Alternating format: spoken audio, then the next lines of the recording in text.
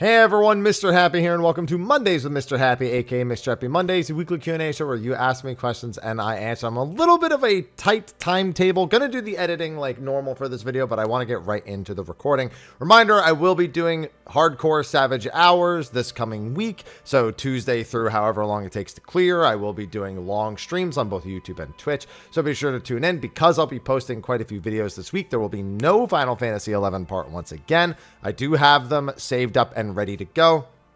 Just stating that while I'm doing a ton of other uploads, it's just kind of going to get lost in the sauce. So I'm just going to hold that off for the following week after that.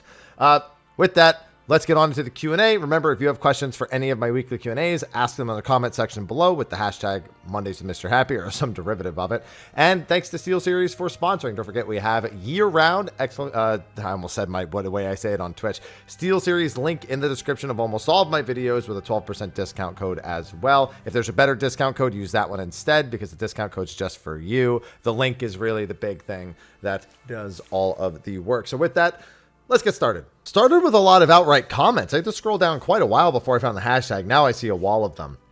Hashtag Mr. Happy Mondays. Lollyho, haps, lollyho. Thanks for all the videos covering 7.2. Couple of quick questions. Now that we have jog, is there a true need for Pelaton? I haven't compared the speed. I just assumed they were the same. So I'll say no. In theory, Pelaton is still good in dungeons in case sprint isn't available to all 4 party members. No one really sprints all at the same time in dungeons for the most part. So it seems to largely be a dungeon tool now. What's something that Pelaton could get replaced with? I mean, we don't really need to replace it. We could just not have it. We don't need to one-to-one say we're removing this, add this. If something that is more reliable and better than another tool we've had in the game is introduced, that's reason enough to remove the previous tool. But like I said, Pelaton still has its in-dungeon uses. Technically, there are some pre-pull uses for Pelaton as well. Having the movement speed when first running into an encounter is beneficial for some jobs at some points. Can't say that'll be ever a consistent thing, but it's something to consider at least. Hashtag, it says Mondays with Mr. Happy, but backwards. Privet Comrade Happy, hello. Hopefully this makes it in time. It did 2 hours ago. I almost did this the day before. You almost missed it, but we're good to go because I knew I was going to have the tight timetable today.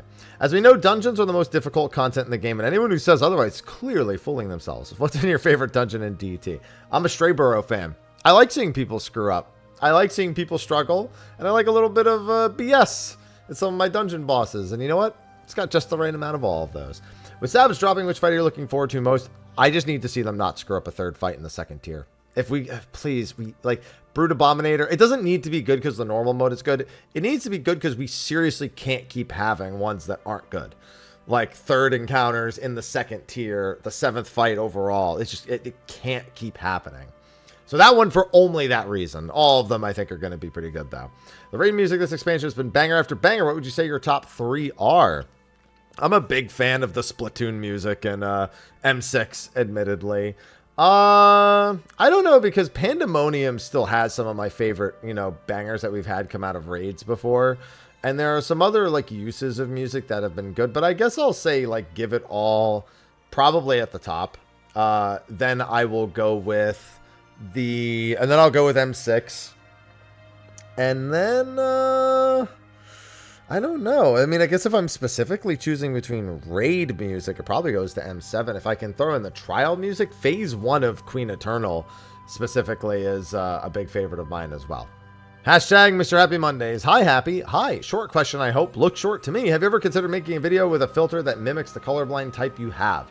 Kind of comes to my head doing the recent fights, recent colors, and M5 of it with the new trial. So, that's difficult. So I am technically diagnosed as tritanopian, which I believe is the blue-green color blindness, but I am all 3 kinds of colorblind at the same time. I have red-green color blindness. I have blue-green. I have all of them because the cone damage in my eyes is so severe that I live in a permanent state of uncertainty as to what color. Like when Twitch says, oh, our merchandise is purple, I can't tell. It could be blue, purple. Sometimes purples can look pink. Yellows can look like greens. Greens can look like browns. Browns can look like red. It's all about the contrast between the 2 colors.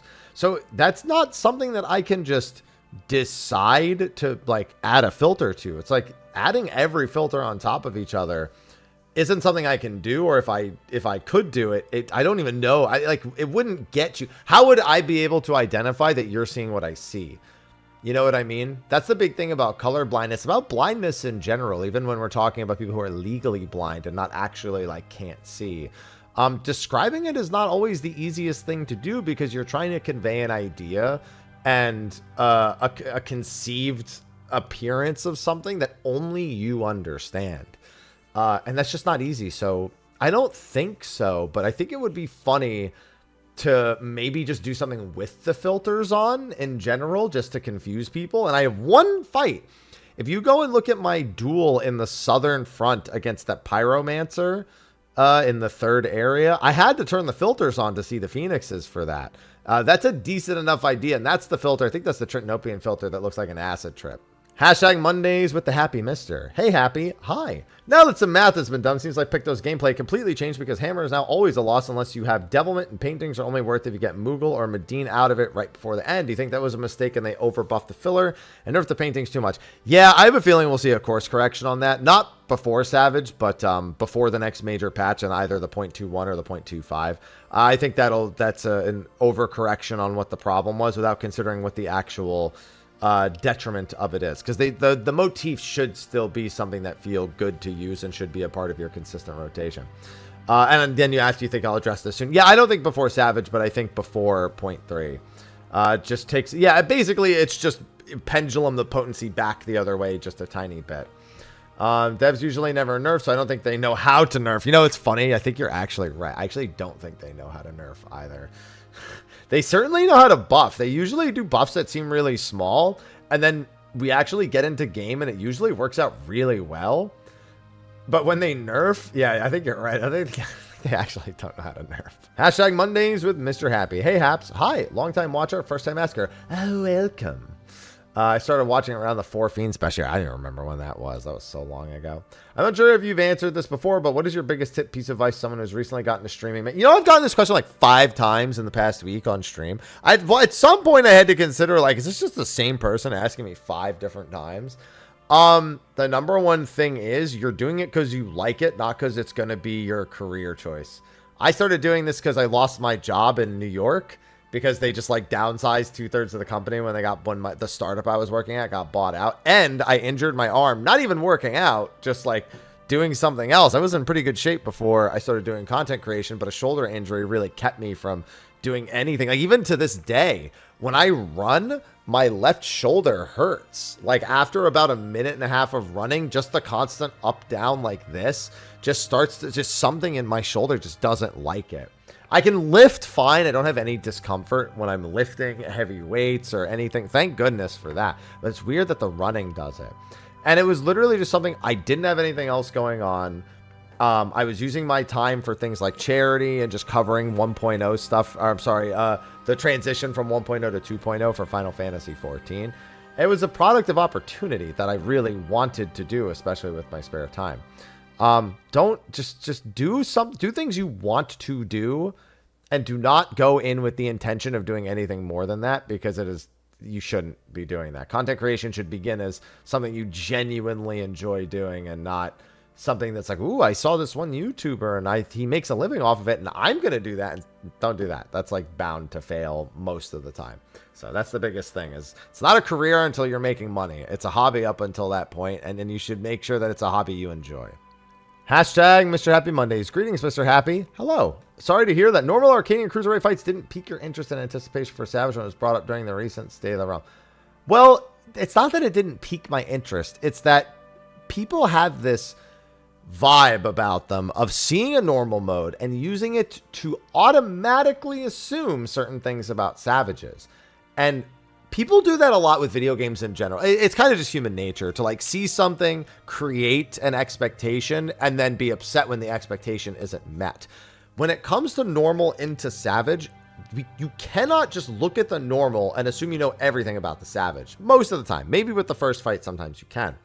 You also can't say the normal was really fun, thus the Savage is automatically going to be good. We've seen that fail. So it's not that it didn't pique my interest. It's that I am very much a realist, in that you just can't do that. It doesn't make any sense logically. It hasn't made sense anecdotally in the past. And all it does is end up as angry forum posts about what they should have done, could have done, why didn't they do it, how did it turn? It's just not worth the mental headache. If this new Savage here, yeah, I never said it didn't appease me. I don't know where you're getting that impression. I never said that. All I said is that you cannot use the normal as an automatic gauge of Savage being good. I'm always looking forward to seeing what they do with Savage. I'm not someone who's going to be like, oh yeah, dude, the Savage is going to be, it's going to be great to me. Did you see the normal? Like, that's all I'm saying. And that's it. The high tier, will this affect? Again, I can't answer this question because it's asked on the precedence of someone not understanding what I was even saying. So I can't even provide you with an answer. Because it doesn't, you're trying to like use my own opinion, but it's the incorrect assessment of my opinion. So hopefully this correction is just a good enough answer. Hashtag happy with Mr. Happy Mondays. That really confused me, the double use of happy. Thank you for the answer. I will accept that as a hello. I actually started to call out the mechanics for myself this week during Fruit Prog since our raid lead is sick and can't play. It helps a lot, but I still make mistakes. Hopefully I'll clear Fruit before Savage. Currently on P5 bidder. Get schmovin'. This was 6 days ago. Another question you probably answer at some point. What's your prep for Savage stuff? So it depends. I've classically done a lot of old content in preparation for Savage. Like we'll go back and do like low item level challenges for previous tiers, revisit ultimates, re-clear the current tier, even just do the latest fights, make sure we're doing content that is actually at the current max level, so we're practicing our current rotations. However, I am of a firm belief that raid prep is something that newer raiders need and something that high-end raiders are wasting their time doing. I see so many high-end groups that are not even ultra competitive when it comes to like the world first race. And I also see world first race teams do it, where they put like, you know, oh, we're going to raid 3 nights a week, right? We're going to do this. We're going to do these, the weird challenge A, weird challenge B, you know, maybe this chill day C. And it's not, in my opinion, in any way productive for anything other than derusting or preventing the rust of player skill. But I have the utmost confidence that any seriously high-performing player or team in Final Fantasy XIV does not need that. They are not going to rust to the point where they are incapable between patches. If that were the case, the same players wouldn't be complaining about how, you know, how much easier the jobs are to play. If they're that much easier, how much rust could you possibly develop in the time it takes? Like, I understand like a raid a week, but to like have 3 raid nights a week and like prepping A and B and C and all this stuff, honestly, it's just like, make sure you understand how to play your job. Make sure you understand the fights that you're going into in some capacity, like studying the normals before the Savage, and make sure that you are, this is more important than anything, well rested and have preparations to remain healthy throughout. The worst raiders are people who like cram energy drinks and just like suck down pounds of pasta and then complain about how tired they are because they had no sort of planning or mental fortitude to go into said situation. So my prep is largely just, I play the game a couple times a week. My job is not changing and has not changed at all. So it's not like I have anything to relearn. Like, you know, maybe black mages have to fight some muscle memory. They might need to have played a little bit more in the last week. And make sure that I have like a good assortment of foods that will A, satiate me, B, give me a decent amount of nutrition, and C, what's it called? Don't make me sleepy. That's it. That's the most important thing, is the healthy aspect. Because I've had a raid member who like kept like, I don't remember exactly what it was, and I don't want to dive too much into it, but they had a medical complication, and they didn't share it with the team, and it was like it was kind of really tense because like we wanted them to take care of themselves, but they were insistent that it would be fine, and it was incredibly compromising to the other 7 people as well. Like, we kept saying we're not going to be responsible for you being rushed to the hospital because you're ignoring medical conditions. They're like, no, it's something I've dealt with my whole life, and you know, it's just sometimes it's a problem, sometimes. But it was like we had to stop raiding for a whole day because of that. So how how good of a condition could you be if like, and that's obviously, that's more of like some sort of long-term issue that's, you know, bleeds into the prog days. And that's not something that, you know, if someone has like a medical condition and sometimes it's there, sometimes it's like not that big a deal, but they really want a hardcore raid. All that matters to me is that they actually just they're not giving something up that could make it worse for them or even cause a flare up in whatever the condition is. I cannot stress enough how important the health aspect of raiding is. And I see more and more hardcore raiders really preaching that to other people. And I really hope that it trickles down to others who may be exercising less than healthy habits when they're doing those long hours. Hashtag Mondays with Mr. Happy. Hey, Haps. Hi. I'm not really able to catch the streams often, so I'm wondering where you've been farming Gil in 13. So I'm done with the Final Fantasy 13 Platinum. Gil farms usually happen in a couple of locations in Final Fantasy 13. First is the incentive chip farm inside of Hope's house. You can also do that exact same farm on the airship a couple of chapters later, but the monsters are a little harder, even if the incentive chip drop rate is much higher there. So it's a trade-off of really easy kills for a chance at chips versus a higher chance at chips for much more difficult kills a couple of chapters later. Then after you get a little bit later, there's a mission in Tajin's Tower that gives you 2 Star Blossom dues every time you do it. Very quick and easy to repeat, 12,000 gil each, but not a super great spot to do that either. But the big one most people know is killing Adamantoises, whether it be death farming with Vanille or using the High Wind attack to obliterate them as Fang. Whatever it is, the Platinum Ingot sells for 150,000 gil apiece. And you also need 6 Trapezohedrons in order to actually upgrade everyone's weapons to the maximum, which if you're doing a Platinum Trophy, you are going to need at least 6. I'm sorry, you shouldn't ever need any more than 6 Trapezohedrons, but you will need 6. After that, you just could sell the excess, but they don't sell nearly as well as Platinum Ingots. But yeah, Adamantoise farming for Platinum Ingots, not going to lie, you're looking at probably 10 to 15 hours of that minimum. I'd say I probably spent about 12 hours doing it, and I barely had enough gil. I started to sweat when I looked at my gil count go down. I did the version of Treasure Hunter where you sell, you basically make a save, do all the crafting, sell every item as you craft it to fund crafting more items, get the Treasure Hunter achievement, then reload the save and undo all of it so that you can keep playing the game. You either do that as like the very last achievement. I did it as my second to last achievement, and then I beat the Longui right afterwards. But yeah, no, Adamantoises, Adamantortoises, even Xiaolonguis and Longuis. Well, actually, I don't think Xiaolonguis work, but I think, yeah, Longuis do work, but I do not recommend farming Longuis. So yeah, that's going to be it. It's just Adamantoises for Platinum Ingots. Hashtag Mr. Happy Mondays. Roses of Haps. Good joke.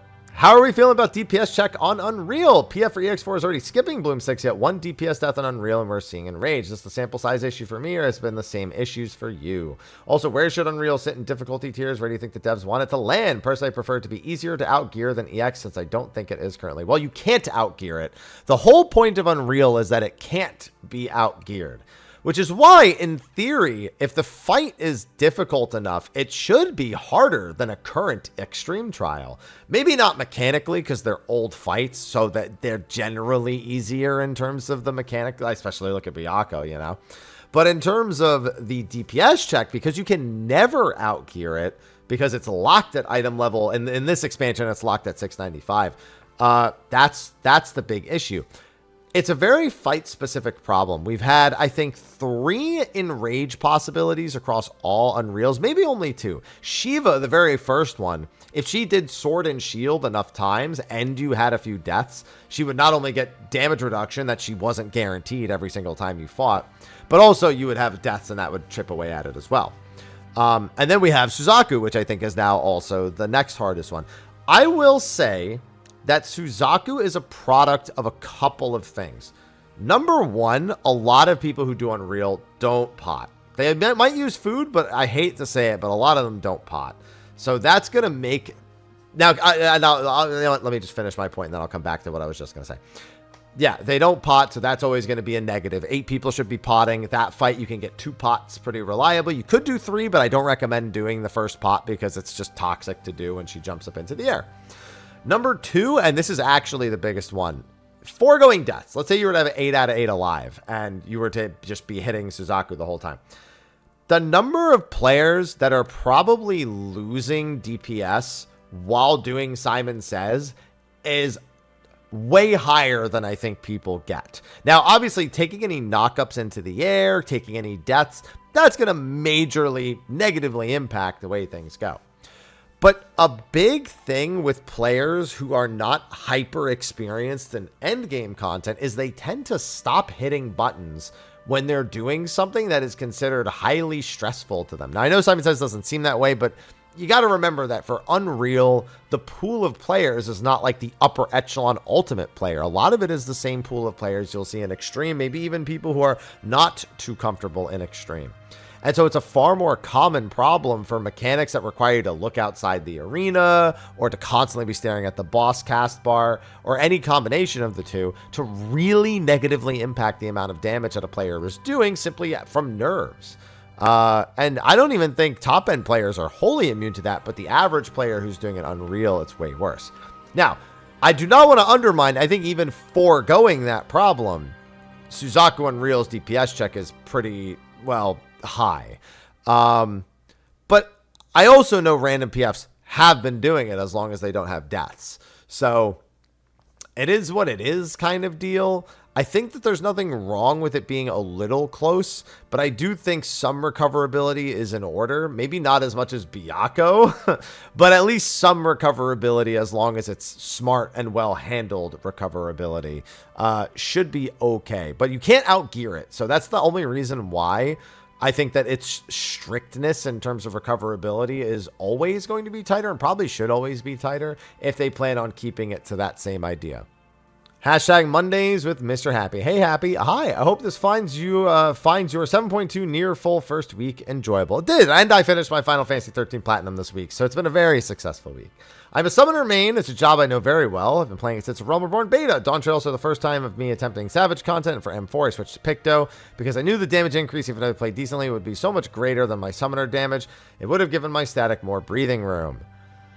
Okay, before I read the rest of the dialogue, I'll say this. Of all the fights to swap jobs for, M4 might be the worst decision. That fight, without a Pictomancer, even on patch, the DPS check was so lenient that, quite frankly, deaths suffered should just be problems fixed, not jobs change. I always say the only time you make a job change is when your group at their peak potential is incapable of doing something. It's only to offset an individual group's peak potential and not an overall fight design. Now, I'm not saying that you shouldn't. It's actually a good habit to have, to want to and be able to make that decision.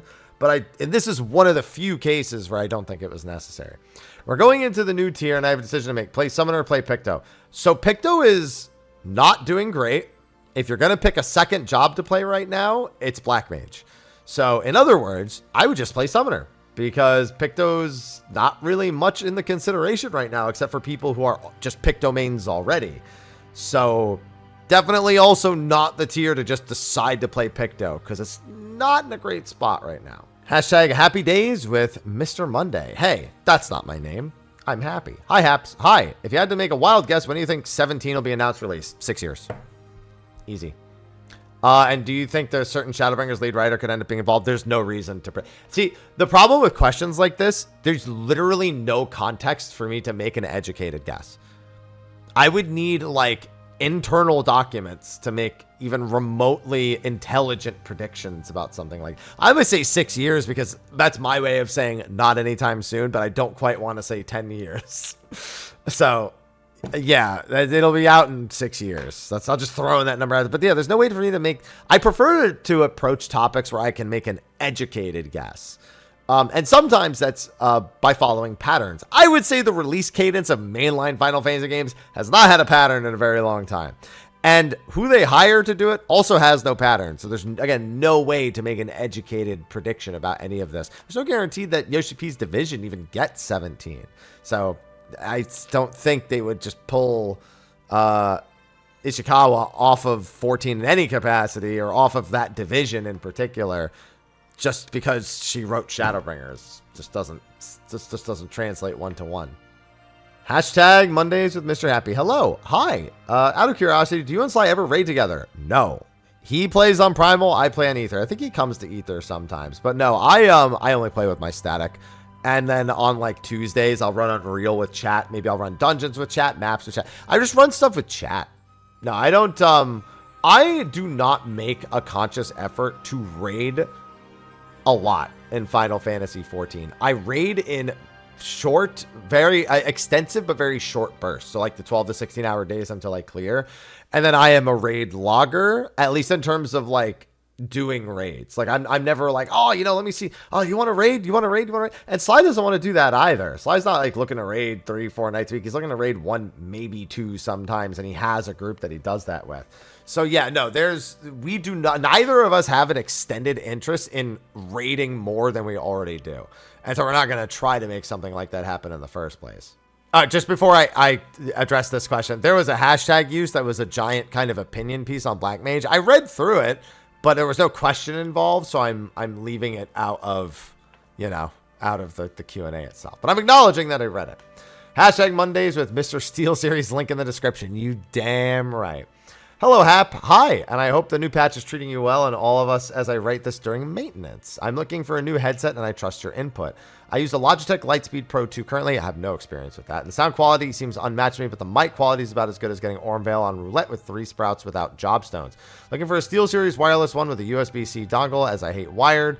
I need something that works on both my PC and PS5. I used the Arctis 7P for years, but it's worn out, and the audio quality pairs in comparison to the more modern. Well, so they've updated basically all of the same Model 1s, all of like Arctis 7, Arctis 3, Arctis 5, all of those have just gotten new hardware over the years. So if you probably just bought the exact same one, it would sound better than it did however many years ago that you had that one. As for microphone quality, you can make the SteelSeries microphone sound decent if you actually mess with the software, but if you're using it on PS5, you're not going to be messing with the software.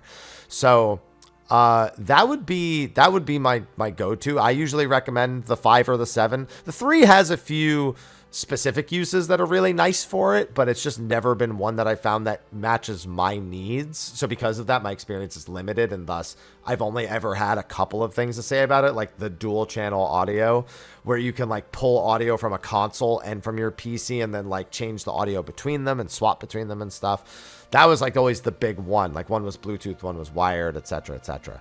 But yeah, no, I would, the 5 and the 7, the models that specifically work on PC and PlayStation, because the X models are Xbox ones, so don't do those. But I think the regular model works on both PS5 and PC, and the P model is very specifically PlayStation. So I would just make sure you get which one matches the systems that you want to use it on. But other than that, it should be fine. And as if to offset the previous week's Q&A being very long, this one has been made considerably shorter. Because I have some time, I'll just cover. I mean, it works. Today was the day I needed a short Q&A, but that means I've got some time just to acknowledge a few comments. One mentioning the fact that you can play Final Fantasy 9, and a comment for Final Fantasy 6 that you could play them multiplayer. I never really cared much for that feature. It seemed kind of silly to me that your friend was sitting there waiting for a turn in combat. It was more like somebody was watching you play a game, but they just occasionally could pick an action for themselves and then otherwise just sat there watching you play. 13 looks gorgeous. Yeah, 13 looks way better than it really should. I'm honestly like shocked sometimes at how good 13 still looks. Loving 16 on PC. Most Final Fantasy games do not touch on mature topics, especially I love how especially dark 16 gets. Yeah, I'm a big fan of 16. I think the only problem I really have with 16 is I almost said patch cadence, the quest cadence. Especially with the huge chunks of side quests that you get all at once, especially at the very end. You're like, oh, I'm going to go beat the game. Maybe I'll do some side quests. Oh, like that's like my only real problem with it, because I actually like the stories that are in the side quests, but then the way they're stacked is insane. But I'm also a big Devil May Cry fan. So like I get a large satisfaction out of coming up with combos and Final Fantasy 16, whether that be in the training area or out in the open. When my most recent, when the PC version came out, I promised everyone I would use no ultimates, because ultimate skills in 16 were kind of like almost like cheat buttons in a sense, because they slowed down time. So you could like abuse stagger, you could abuse the cooldown timers with Will-O-the-Wisps. So I think I took out both Will-O-of-the-Wisps and ultimates. And so people thought it was going to be harder. Then I showed them how much else you can do with that game, especially doing something like Ice Slip, where you not permanently, but you massively extend staggers by using Shiva's Dash and Rift Slip. And just like, you're able to just crank out so much more. If you combine that with ultimate skills, it's absolutely absurd what you can do. So the fact that I did it without ultimate skills was still a nice little showcase of things that player skill can get you. Some of the other weird combos that you can do in that game, especially on some of the trash packs, was really nice. So that was a big satisfaction for me. Then there was, I don't even remember. Somebody said everyone in the 14 community, the last question Haps answered. I don't remember. Dude, it was a week ago. So I guess I'll agree, question mark.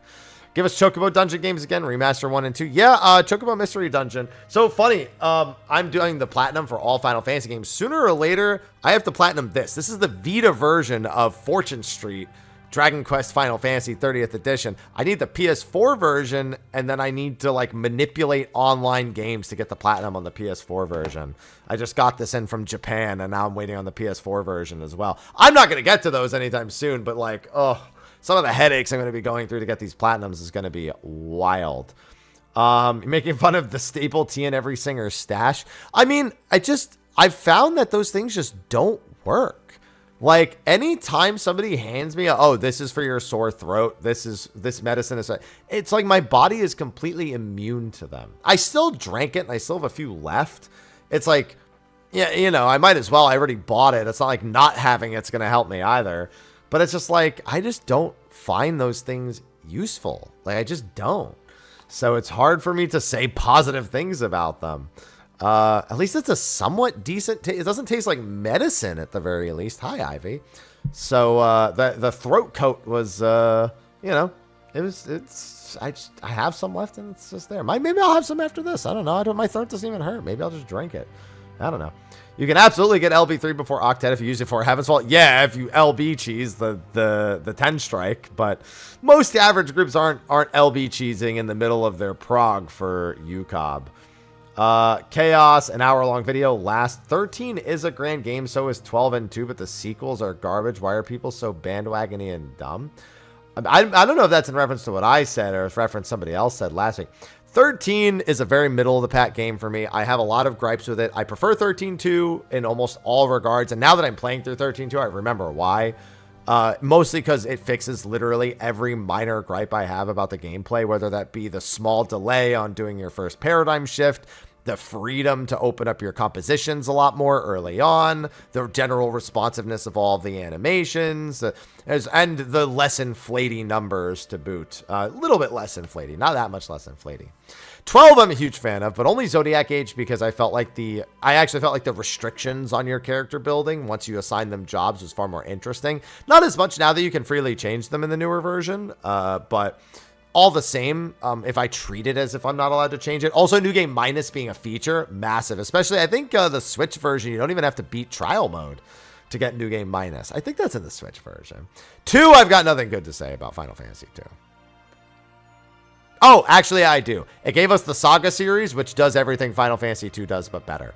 So I thank Final Fantasy 2 for that. And you know what? It's nice to see them attempt a more story-driven game all the way back in that era. It really is kind of not the successor. Final Fantasy 4, named Final Fantasy 2 in the US, it's kind of its successor because it then is the next game to try to do that. And I feel like it takes the lessons learned from Final Fantasy 2 and just does them a whole lot better. And then sad to see you arguing for them dumbing the game down more. I don't know what I even said last week that would warrant that, but it's not about dumbing down the game more. It's more like a responsiveness to general feedback. I guess without me knowing what the context of the question was, I might not be answering that. I might not be addressing that question in the right way. So it's kind of going to sound dumb.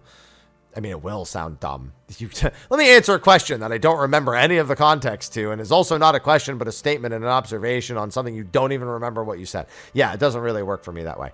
But it's not about arguing for them to dumb down the game more. It's more like taking logical steps based on player feedback most of the time.